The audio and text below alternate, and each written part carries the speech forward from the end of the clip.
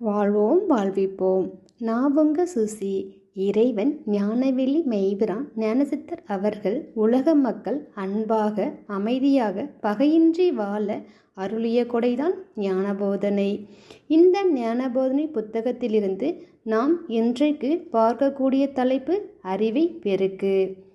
அறிவை பெருக்கு, அது உன்னை உனக்கே அடையாளப்படுத்தும்.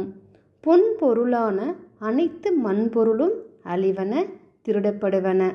ஆனால் அறிவை யாரும் திருட முடியாது. எவ்வளவுதான் அடுத்தவர் மூலம் அறிவை அறிந்தாலும் அது உன்வசமாகும் போது உனதாக உருமாறும். ஒவ்வொருவருக்கும் தனித்தனி அறிவு. இந்த அறிவே வாழ்வை இழுத்துச் செல்லும் இன்ஜின் ஆகும். அறிய வேண்டியதை அறியாத போது வாழ்க்கை பாத்திரத்தில் ஓட்டை விழுந்த மாதிரி. ஒவ்வொருவருக்கும் தன் தன் வழியில் செல்வதற்கு கை கொடுப்பது அவரவர் அறிவே. மனம் தெரிந்து வைப்பதை அறிவு தெளிந்து வைக்கிறது.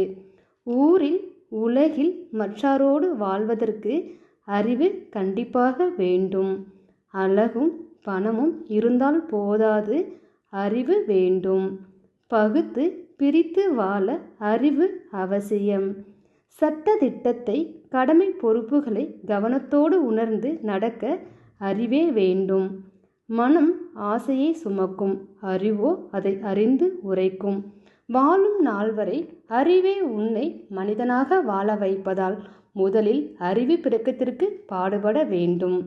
ஒழுக்கம் அறிவு துணை கொண்டே நடத்த முடிவதால் அறிவை தக்க வைத்தல் அவசியம்.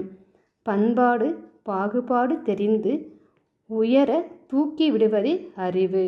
விலங்கு நிலையில் இருந்து மனித நிலையில் உட்கார வைத்திருக்கும் அறிவை உன்னோடே வைத்துக்கொள்.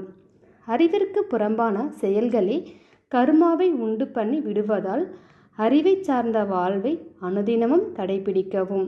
வாழ்வோம் வாழ்விப்போம்.